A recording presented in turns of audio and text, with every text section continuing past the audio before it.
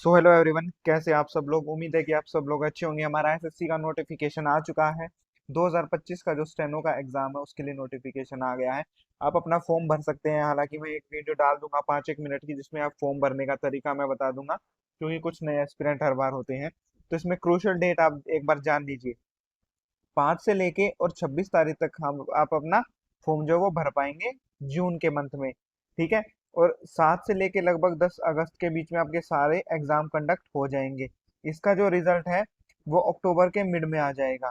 और अक्टूबर मिड में रिजल्ट आ जाएगा, और नवंबर के फर्स्ट वीक में आपकी स्टेनो का टेस्ट हो जाएगा। November first week. इसके बाद अगर बात करें तो जब ये हमारा स्टेनो का टेस्ट कंप्लीट, इसमें सबसे पहले हम एज रिलैक्सेशन की बात कर लेते हैं। तो एज रिलैक्सेशन में अगर हम बात करें तो एससी में 5 साल का एज रिलैक्सेशन मिलता है। ओबीसी कैंडिडेट को 3 साल का, पीडब्ल्यूडी कैंडिडेट को 10 साल का, अगर वो उसमें एससी एसटी है तो उनको 15 साल का। राइट। और ओबीसी है तो 13 साल का एज रिलैक्सेशन इसमें मिलता है। एक्स सर्विसमैन को भी इसमें एज रिलैक्सेशन मिलता है। राइट। और जो सेंट्रल गवर्नमेंट एम्प्लॉयज होते हैं अप टू 40, तो ये रिलैक्सेशन इसमें रहता है। अब इसके बाद बात करते हैं हम हमारी एक्सप्लेनेशन की कि भाई कैसे किन किन को सर्टिफिकेट्स अपने रेडी रखना भाई हो। सारी जो असेंशियल क्वालिफिकेशंस होंगी वो इसी तारीख से ही ली जाएंगी, यानी कि 1/8 से, जहां तक मैं मान रहा हूँ 1/8 से ली जाएंगी। या फिर दूसरा, क्योंकि अभी हमने देखा फेस सिलेक्शन में उन्होंने सब 1/8 से ली थी। या फिर दूसरी चीज जो होगी वो होगी 507 से। 2025 से पहले ही आपकी सारी डिग्रीज वगैरह कंप्लीट हो जानी चाहिए। ठीक है।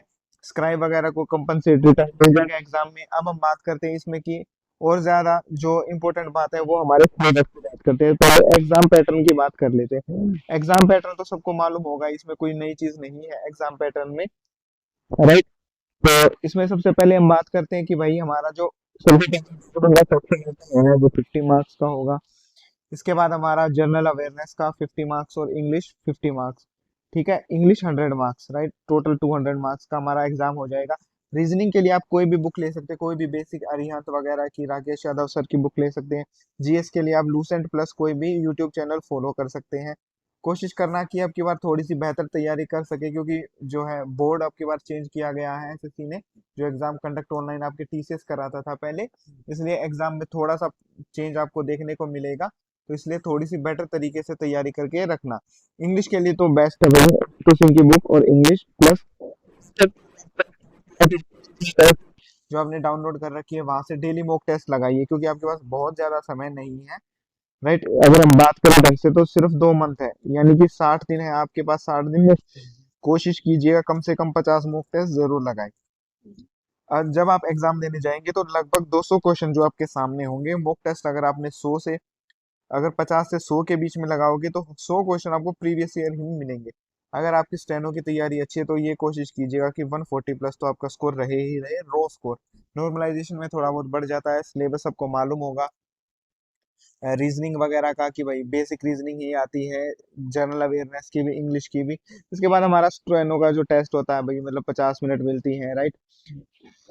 इंग्लिश में स्टेनो डी ग्रेड के लिए, फिर जो सी ग्रेड है उसमें 40 मिनट मिलती है इंग्लिश में, और हिंदी में 55 मिनट मिलती है। तो इस तरीके से आपका रहेगा। राइट। इसके अलावा तो मुझे नहीं लगता कि कोई और चैलेंजिंग चीजें आपके सामने होंगी। अपना टॉप प्लस स्किल टेस्ट, इन दोनों की तैयारी धीरे धीरे करते रहिए। 2 मंथ में ऐसा नहीं है कि बिल्कुल छोड़ देंगे। लेकिन मैं आपको एक इजी तरीका बता देता हूँ। एसएससी में मैनेजमेंट, टाइम मैनेजमेंट सबसे ज्यादा जरूरी है। राइट। हमारे में मैथ्स नहीं आता है, इसलिए टाइम मैनेजमेंट थोड़ा इजी हो जाता है। रीजनिंग में हर मॉक टेस्ट में अगर आप 45 से नीचे स्कोर कर रहे हैं तो आपके लिए थोड़ी सी मुश्किल है। मतलब 45 सब कर लेते हैं, ये मैं 45 इजी इसलिए बोल रहा हूँ, वो मैं आपको बताऊंगा क्यों। जीएस थोड़ा सा मुश्किल पार्ट करता है, लेकिन यहाँ भी 20 से 25 मार्क्स आपको लेने ही पड़ेंगे। अब आता है गेम चेंजर इंग्लिश। अगर यहाँ आप 85 से नीचे ले रहे हैं तो आपके लिए बहुत मुश्किल हो जाएगा कि आप सी ग्रेड के लिए नौकरी ले पाएंगे। राइट। क्योंकि 150 मार्क्स ये हमारे यहाँ पे बनते हैं। दिक्कत ये होती है कि कुछ कैंडिडेट के दो सेक्शन अच्छे होते हैं, एक नहीं होता। ये दोनों अच्छे हो गए तो ये अच्छा नहीं होगा, ये दोनों हो गए तो ये अच्छा नहीं होगा। तो इन तीनों में से, राइट, दो स्कोर तो मिनिमम रखिएगा, यानी 45 प्लस 85, ये वाले स्कोर तो आपको रखने ही पड़ेंगे। अगर इन दोनों में से कोई एक सेक्शन आपका वीक है तो फिर आपको जीएस में 35 स्कोर करना पड़ेगा। राइट। मान लीजिए कि आपकी इंग्लिश कमजोर है। ठीक है।